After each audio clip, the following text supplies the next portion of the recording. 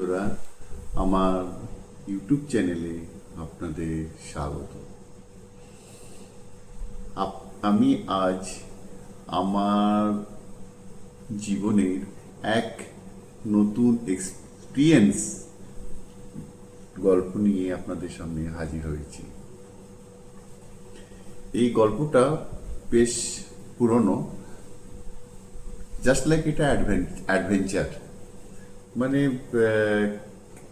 তখন এই আমার ম্যারেজ হয়নি, আমি গভর্নমেন্ট জব তখন করতাম না, আর আমি প্রাইভেট কোম্পানিতে সার্ভিস করতাম। তো একদিন আমার বন্ধু মিস্টার জন ডিসুজা, সে এসে আমাকে একদিন বলল কি, হ্যালো মিস্টার দাস, আরে একটা খবর শুনেছি আমি, বেশি ইম্পর্টেন্ট। যদি ওই জিনিসটা আমরা যদি খুঁজে পাই, তাহলে আমরা খুব তাড়াতাড়ি মালামাল হয়ে যাব, অনেক টাকা পাবো আমরা। বলে কি ব্যাপার? তো বলল যে একটা কয়েন আছে, যে ব্রিটিশ যুগে একটা কয়েন ছিল, সেই কয়েনটা মানে ওই মুকুট মার্কা কয়েন। সেই কয়েনটা যদি তুমি পাও, মুকুট মার্কা কয়েন যদি তুমি পাও, তাহলে তুমি ওটা তোমাকে মানে রিজার্ভ ব্যাংক বলেছে ওইটা যদি আনতে পারবে, তাকে একটা কয়েনে 1,00,000 টাকা দেবে। তো ও ফ্রেন্ড আমাকে বলল যে এটা পাওয়া যেতে পারে, আমি একটা খবর পেয়েছি, তুই যাবি কি? তো সেদিন সানডে ছিল, সকালবেলা।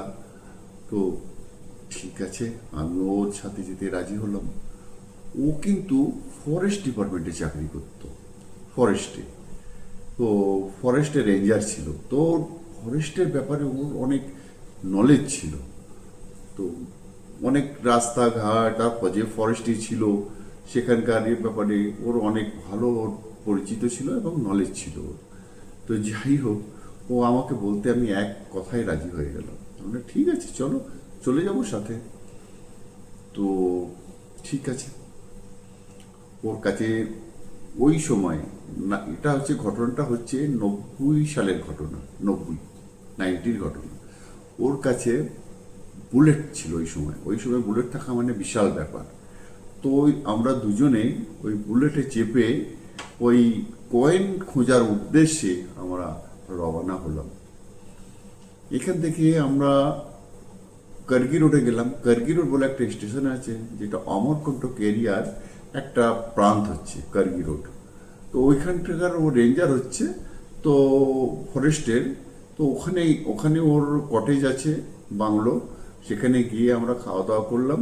করার পরে ওখান থেকে আমরা এই এই হচ্ছে আপনার এই বিকেলের দিকে, তখন ওই বিকেল হব হব, তো ওই সময় আমরা বেরিয়ে পড়লাম জঙ্গলের ভেতরে।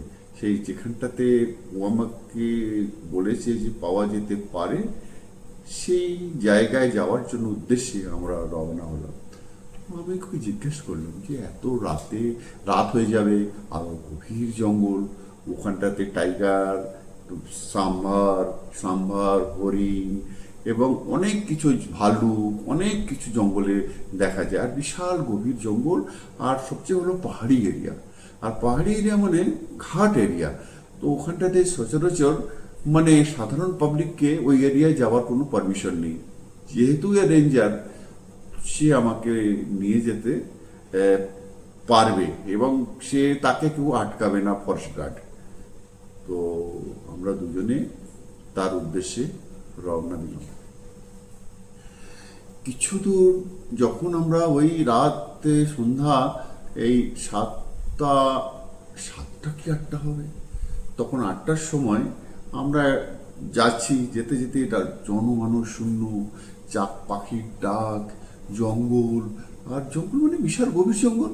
সেখানে সেখানে একটা জনমানুষের কোনো চিহ্ন দেখতে পাচ্ছি না, ক্ষেতও দেখছি না, কিছু দেখছি না, দুপাশে খালি গাছপালা পাথর, আর তার পাশ দিয়ে সরু রাস্তা। সেই রাস্তা দিয়ে ওটাকে এখনকার ভাষায় পগডন্ডি বলা হয়।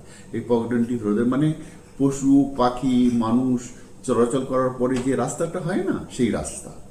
সেই মানে কি বলবো আপনাকে, হেডলাইটের আলোতে যতটুকু দেখা যাচ্ছে দুদিকে তাকালে মানে খালি কালো কালো জঙ্গল দু সাইডে, দুদিকে ঝিরঝিরি আওয়াজ। আর মানে মৌসুমটা তখন ছিল পাতা ঝরার মৌসুম। মানে এই শীতকাল শেষ হয়ে গরমকালটা লাগছে, তো কি হয় ওই শুকনো গাছের পাতাগুলো ঝরে নিচে পড়ে যায়, তখন ওই নতুন পাতা আবার গজায়। তো সেই পাতঝড়ের মৌসুম। আর বেশ মানে দোল হোলি যে আছে না, হোলিটা কিছুদিন পর তার হোলি আছে। তো সেই হিসাবে মানে মৌসুমটা খুব ভালোই ছিল, বেশ জঙ্গলি ফুলের গন্ধ এইসব ভালো লাগছে বেশ। আপনাকে বলবো কি, মানে ভয় তো লাগছে না, যেহেতু লাইট চলছে সামনে, ও আমার পাশে বসে আছে, দুজনে যাচ্ছি কথা বলতে বলতে গল্প করতে করতে, এটা একটা সাহস। তো ভয়টা লাগছে না, কিন্তু দুজনে যাচ্ছি আমরা। তো যেখানটাতে আমরা 1 থেকে 1.5 ঘন্টার মধ্যে পৌঁছানোর কথা, সেখানটাতে আমরা রাত 10টা বেজে গেল, আমরা পৌঁছাতে পারলাম না। তো রাত 10টা বেজে গেছে, এত রাত, আর আমরা পৌঁছাতে পারছি না, ভয়ও লাগছে। তখন আমরা রাস্তাটা, যে রাস্তা যার যেখানে গেলে ওইটা পয়েন্ট আমরা পাবো, যার বাড়িতে সে তার বাড়ি পর্যন্ত না গিয়ে আমরা অন্য রাস্তায় চলে গেছি। তো অন্য রাস্তায় গিয়ে রাস্তাটা আমরা ভুলে গেছি, আমরা অন্যদিকে চলে গেছি। সেই তখন আমরা কি করব, আমরা কাউকে জিজ্ঞাসা করতে পারছি না, ওখানে কোনো কাউকে দেখছি না। তো আমরা বেশ বেশ অনেকক্ষণ হয়ে গেছে। একটাই জিনিস, যাওয়ার সময় পেট্রোলটা ফুল করে রেখেছিল। তো সেহেতু আমরা মানে একটু নিশ্চিন্ত ছিলাম। কিন্তু কপালে যে দুর্ভাগ্য থাকলে যেটা হয়, গাড়ির টায়ার পাঞ্চার হয়ে গেছে। ওদের তো কোনো আলাদা কোনো টায়ার নেই, আর কাঁটা রাস্তা ছিল, কিভাবে কি হলো বলতে পারলাম না, টায়ারটা পাঞ্চার হয়ে গেল। বুলেট গাড়ি, বুঝতে পারছেন তো তার কি অবস্থা, যদি কেউ ঠেলে নিয়ে যেতে পারবে না, আর তার উপরে পাঞ্চার হয়ে গেছে। মানে তখন আমাদের মানে কালঘাম বেরিয়ে গেছে, মানে শরীর মানে জঙ্গলের ভেতরে তো মানে এটা একটু ঠান্ডা বাতাবরণ, ঠান্ডা লাগছে, ঠান্ডা বাতাবরণ, তার মধ্যে আমরা ঘেমে চান করে যাচ্ছি ওই গাড়িটাকে ঠেলতে ঠেলতে নিয়ে যেতে। তো কিছু দূর যাওয়ার পরে বন্ধুরা, আমি একটা জিনিস আমরা লক্ষ্য করলাম, যে একটা বহু দূরে, মানে প্রায় মনে হচ্ছে যেন এই 50 মিটার 100 মিটার 100 মিটার 200 150 মিটার হবে, একটা টিম টিম করে লাইট জ্বলছে। তো আমরা সবাই তখন সবাই বলতে আমরা দুজনে তখন ভাবলাম, মিস্টার দিশুজা, এই সামনে সামনে লাইট জ্বলছে, চলো ওখানে গিয়ে যদি কোনো কারো হেল্প পাই। আমরা যেতে রাজি হয়ে গেলাম, গেলাম। তো গেলাম কি, সে গেলামই আর গেলাম, সে আর আসে না। যত দূর গাড়ি ঠেলতে ঠেলতে যাচ্ছি, আমার তো আর হাত পা চলছে না। কি বলবো বন্ধুরা, তখন আমার কি অবস্থা, আমার আর হাত পা আর চলছে না। ও তখন কি করা যাবে, ঠেলতেই হবে গাড়ি, আর না গেলে ওখানে দাঁড়িয়ে থাকো, ওখানে দাঁড়িয়ে থাকা মানে আরো এক টেনশন। হ্যাঁ, তো আমরা ওই গাড়িটা ঠেলতে ঠেলতে ঠেলতে ঠেলতে, সে আর আসে না, সে লাইট আর পাশে পৌঁছায় না। যা হোক, অতএব শেষ পর্যন্ত আমরা ওই ছোট্ট একটা ঘরের সামনে গিয়ে আমরা দাঁড়ালাম। দাঁড়িয়ে দেখলাম যে একটা ছোট্ট একটা পর্ণ কুটির। হ্যাঁ, পর্ণ কুটির। তো সেই কুটিরটা মানে পাতা, আর ওই পাতা দিয়ে জাস্ট লাইক ওই যে ওই কি গাছ বলে ওটাকে, আমি ঠিক মনে করতে পারছি না, ওই যে হোলির সময় যে শিমুল না, কি বলে ওটাকে, পলাশ ফুলের পাতা, সেই পলাশ ফুলের পাতা দিয়ে সেই তার ছাউনি দেওয়া, ওই দিয়ে মানে চালটাকে ছেয়েছে, আর চারিদিকে ওই বেড়া দেওয়া, মানে এইসব জঙ্গলের লাকড়ির কাঠ উঠ সব আর কিসব কিসব আছে ওইসব দিয়ে তারপর মাটি দিয়ে রেখেছে। তো আমরা ঘরের সামনে গিয়ে ওকে একটু আওয়াজ দিলাম।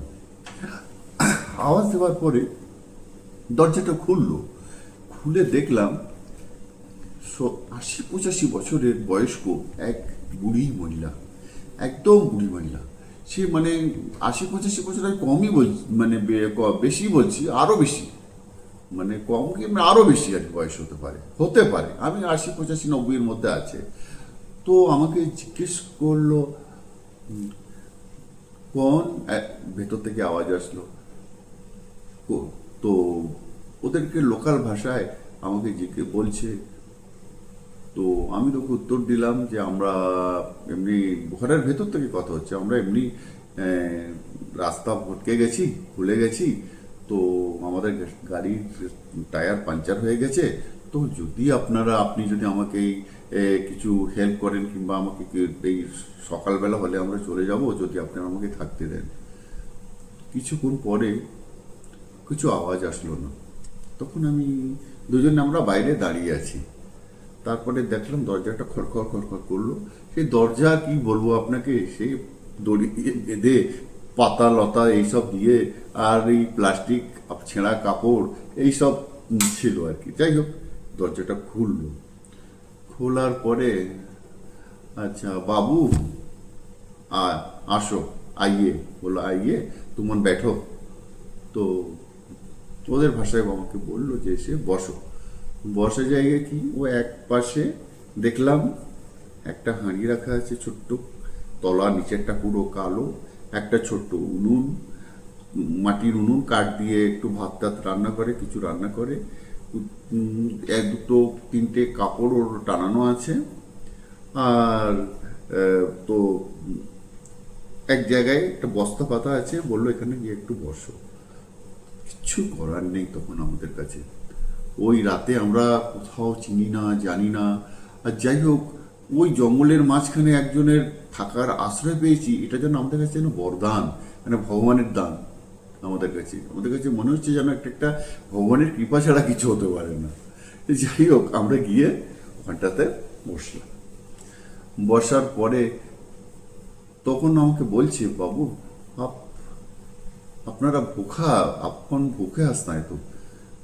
তো হ্যাঁ, আমরা তো সেই সব কখন বেরিয়েছি, আর আমরা সত্যি আমরা ক্ষুধার্ত, খিদে পেয়েছে খুব আমাদের। তো তোমার জন্য আমি খাবার বানাবো। আমি বলি, কী খাবার বানাবি তুই এখন? বলে বানাবো, বসো না। তো সেই মহিলা খাবার বানাতে যাচ্ছে, আমার যেন কেমন খারাপ লাগছে। হ্যাঁ, আমি না খেয়ে আছি, খিদেও খুব পেয়েছে, ঠিক আছে আমি মেনে নিলাম। কিন্তু ওই ভদ্রমহিলা, তাছাড়া মানে অতটা চুলগুলো তার দৃশ্যটা আমি বর্ণনা করতে ভুলে গেছি, দৃশ্যটাই বর্ণনা করছি। চুলগুলো ঝাঁকড়ানো, খোলা, কতদিন মাথায় তেল দেয়নি, দাঁতগুলো কালো কালো, 4-5টা দাঁত সামনে পড়ে গেছে, একটা দুটো দাঁত ওর সাইড দিয়ে দেখা যাচ্ছে। আর মানে তার চেহারাটা দেখলে তার হাতে খেতে মানে মন চাইবে না সাধারণ মানুষের। তো আমি বললাম, না আমি কিছু খাবো না। বললো, বসো বসো, তোমাদের জন্য আমি খাবার বানাচ্ছি। তো আমাকে ঘা টিপে দিল, মিস্টার ডিসুজা। আমি বসে গেলাম, মানে চুপ হয়ে গেলাম। তারপরে দেখলাম খানিকক্ষণ পরে ও আমাদের জন্য রান্না করতে শুরু করলো। জানেন, এটা স্বপ্ন কি কি জানি না, অনেক রকম ব্যঞ্জন রান্না করলো। ডাল, ভাত, তারপরে আরও একটা কি সবজি, আরও কি কি 2-3 রকমের রান্না করলো। বেশ ভালো সুগন্ধ আসছে, আমরা বসে বসে দুজনে বসে আছি। ও ওখানে আমাদেরকে রান্না করে আমাদেরকে খেতে দেবে। তো এত সুন্দর সুন্দর রান্না করেছে, পায়েস রান্না করেছে। হ্যাঁ, তো এত সুন্দর সুন্দর রান্না করেছে যে রান্নাতে সবার মানে মনে হবে যেন আমি সব খেয়ে নিই, এত সুন্দর সুন্দর রান্না করছে। তো দুজনে ওরা একে অপরের মুখে তাকাতাকি করছি, উনি সময় মতো আমাদেরকে রান্না করলো। ওই ভদ্রমহিলা কোথা থেকে চাল পেলো, কোথা থেকে ডাল পেলো, কোথা থেকে কি পেলো, সেটা আমি বুঝতে পারছি না। আর ঘরটা কিন্তু এই 10x10 ঘর থেকে বেশি বড় হবে না, এত ছোট ঘর। আর ওর মধ্যে থেকেই ও কিভাবে কিভাবে বানালো সেটা আমি আপনাকে আমি বলতে পারবো না আমি। আর তাছাড়া তখন আমাদের খিদে তো পাচ্ছিল, কিন্তু ওইসব করছিল, আমরা অতটা ধ্যান দেইনি, আমরা দুজনে বসে আছি। খেতে দিয়েছে, তো খেতে দিয়েছে তো আমাদেরকে, ওকে আর আমাকে দুজনকে ও একটা এই অ্যালুমিনিয়ামের একটা দুটো অ্যালুমিনিয়ামের থালাতে খাবার বানিয়েছে রেখেছিল, কিন্তু আমাদেরকে না, ও বাইরে থেকে গেল, গিয়ে ওই শাল পাতা যে যে তোমার ওই শাল গাছের যে পাতা হয়, 4-5টা তুলে নিয়ে আসলো ছিঁড়ে ছিঁড়ে, এনে ও পেতে ওর মধ্যে আমাদেরকে খাবার দিল। তো আমরা দুজনে তো খেলাম, ভালোই লাগলো, খুব স্বাদিষ্ট খানা। তো খেয়ে আমরা দুজনে ওখানে শুয়ে পড়েছি। বন্ধুরা, সকালবেলা যখন আমরা ঘুম থেকে উঠেছি, সে আপনাকে আমি কি বলবো, যখন আমরা ভোর হয়ে গেছে, সূর্য তখন ওঠেনি রাত্রে। আর আমরা কি, আচ্ছা কি খেয়েছি না খেয়েছি সেটা আমার মনে নেই, কিন্তু খাবার দিয়েছে, থালা আমার সামনে এসেছে, আমি খেয়েছি কি না খেয়েছি তাও আমি জানি না, বলতে পারবো না সেটা। তারপরে আমরা ওখানে ঘুমিয়ে পড়েছিলাম দুজনেই। তারপরে সকালবেলা আমি যখন ভোরবেলা আমার ঘুম ভেঙেছে, ওকে আমি ডাকছি, দাদা দাদা উঠুন উঠুন, মিস্টার ডিসুজা উঠুন। ও উঠেছে, আমিও উঠেছি। উঠে তখন আমি সে রাত্রে যে লাইট আর যে খানা বানানোর উনুন, খাবার বানানোর আর যে কিছু ছিল, সেসব কিছু নেই। মানে দেখলাম যে সেই ঘরটা তো আছে, আর ঘরের চালটা পুরো ফাঁকা, কিচ্ছু নেই, সে কাপড় চোপড়ও নেই, কিচ্ছু নেই। আমাদের সামনে যে ওই যে ওই শালপাতা ছিঁড়ে এনে যে রেখেছিল ওটা আছে, কিন্তু ওর নিচে দেখছি পোকামাকড় সকালবেলা। আশ্চর্য ঘটনা। তারপর আর কিছু দেখতে পাচ্ছি না, সকালবেলা দেখছি এত পোকা কোত্থেকে আসলো এখানে, আর এই তাকে দেখি বুড়িটা গেল কোথায়। তো আমরা তো সব মানে সকাল হয়ে গেছে, তো অত তো ভয় তো করছে না, কিন্তু আমরা আমরা সেটা মানে একটা আশ্চর্য ব্যাপার না, এটা কি দিয়ে বাবা, এ কি। তখন আমরা কি করলাম, দুজনে বাইরে আশেপাশে দেখতে লাগলাম, দূরে দেখলাম একটা ছোট্ট গ্রাম আছে দূরে। আমরা ঠেলে ঠুলে সেই গ্রাম পর্যন্ত পৌঁছালাম, সেখানে গিয়ে গাড়িটাকে বানাতে দিলাম, দিয়ে তাদের সঙ্গে এই ঘটনাগুলো বললাম। বাবু তখনও ভদ্রলোক বললো, বাবু বচ গয়া, বেঁচে গেছেন। কেন? বলে আপনারা বেঁচে গেছেন, মানে ওখান থেকে ওই ওই ওই ওর খপ্পরে পড়ে হলো ডাইন হচ্ছে, ওর খপ্পরে পড়ে আজ পর্যন্ত কেউ বাঁচেনি। আপনারা কি করে বেঁচে এসছেন, এই পর্যন্ত পৌঁছেছেন, সেইটাই আমরা ভাবছি। আপনারা কিভাবে এই পর্যন্ত এসে গেছেন সেটাই আমরা ভাবছি। তো আজ পর্যন্ত ওর থেকে কেউ এখনো ফিরে আসেনি। হ্যাঁ, তো বন্ধুরা, এই ঘটনাটা আমি এই ইউটিউব চ্যানেলের মাধ্যমে আপনাদেরকে শেয়ার করলাম। এবং যদি আমার এই গল্পটা ভালো লাগে, তো আপনারা গল্পটাকে লাইক শেয়ার জরুর করবেন। ধন্যবাদ।